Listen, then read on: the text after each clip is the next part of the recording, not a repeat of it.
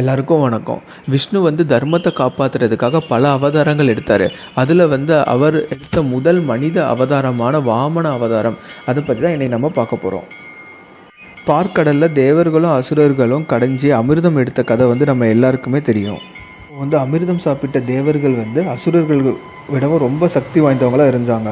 அந்த டைமில் நம்ம இந்திரர் விரோசனன் அப்படின்ற ஒரு அரக்கர் கூட சண்டை போட்டு அவங்களோட படையெல்லாமே ஜெயிச்சு அந்த விரோசனன்ற அரசரையும் கொன்றுவார். அந்த அரக்கனோட இளைய மகன் தான் பலி. இவரை அழிக்க எடுத்த அவதாரம் தான் இந்த வாமன அவதாரம். இந்த பலின்ற அந்த அரக்கனுக்கு 3 உலகத்தையும் அவர் தான் ஆட்சி செய்யணும் அப்படின்ற ஒரு ஆசை இருந்தது. அதனால் அவர் அசுரர்களின் மூத்த குருவான சுக்கராச்சாரியாரை பார்த்து தேவர்களோட சண்டை போட்டு அவங்கள ஜெயிக்கிறதுக்கு தேவையான சக்திகள் பெற ஏதாவது வழி சொல்லுங்கள் அப்படின்னு சொல்லி கேட்பார். அவருடைய குரு வழி காட்டின மாதிரியே இவரும் விஸ்வஜித் யாகம் அப்படின்ற ஒரு யாகத்தை பண்ண ஆரம்பிப்பார். இந்த அரக்கர் தேவர்களே ஆச்சரியப்படும் வகையில் ஆட்சி செஞ்சுட்டு வருவார். இவர் நிறைய தர்மம் தானம் எல்லாமே பண்ணுவார். அதுவும் இல்லாமல் தன் மக்கள் எப்போவுமே சந்தோஷமாக இருக்கணும் அப்படின்ற மாதிரி அவங்கள சந்தோஷமாக வச்சுப்பார். ஒரு நாள் அந்த அரக்கர் யாகம் செஞ்சிட்ருக்கும்போது அவங்களுக்கு அந்த யாகம் செய்கிறதுலேருந்து ஒரு தங்கத்தேரும் அதுக்கப்புறமா போருக்கு தேவையான பொருட்கள் எல்லாமே அவங்களுக்கு கிடைக்கும். இந்த விஷயம் தேவர்களின் தலைவரான இந்திரனுக்கு தெரிய வர அவர் அவரோட குரு கிட்ட கேட்பார் என்ன பண்ணலாம் அப்படின்ட்டு.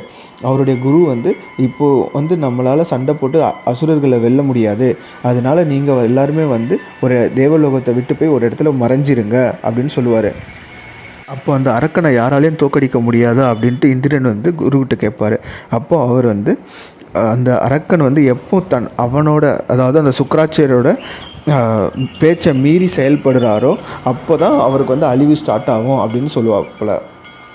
ஒரு நாள் அதே மாதிரி பலி தேவலோகத்துக்கு அவருடைய படைகள் எல்லாமே கூட்டிகிட்டு சண்டை போட்டு தேவலோகத்தையும் கைப்பற்றிடுவாப்புல. இப்போ அவர் 3 உலகத்தையுமே ஆட்சி செய்ய ஆரம்பிச்சிடுவார். அப்பத்துலேருந்து பலின்ற அரக்கனை எல்லாரும் மகாபலி அப்படின்னு சொல்லி கூப்பிட ஆரம்பிப்பாங்க. தேவலோகத்தை திருப்பியும் அவங்க பெறுறதுக்கு வேண்டி இந்திரனும் மற்ற தேவர்களும் விஷ்ணு நோக்கி வழிபட ஆரம்பிப்பாங்க.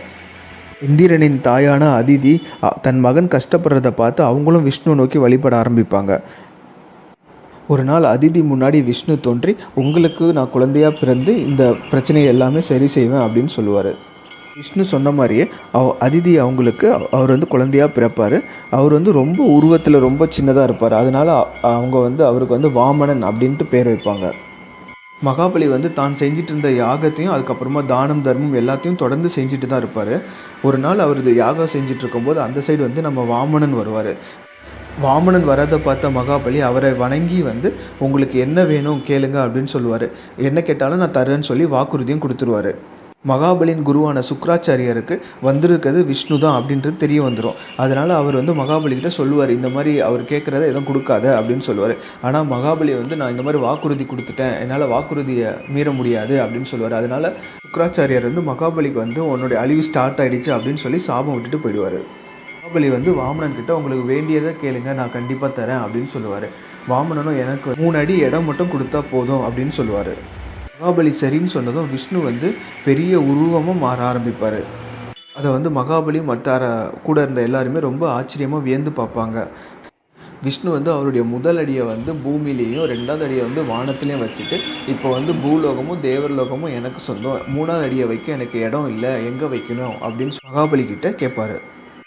மகாபலி விஷ்ணுவை வணங்கிட்டு 3வது அடியை அவருடைய தலைமையில் வைக்குமாறு சொல்லி விஷ்ணுக்கிட்ட கேட்பார்.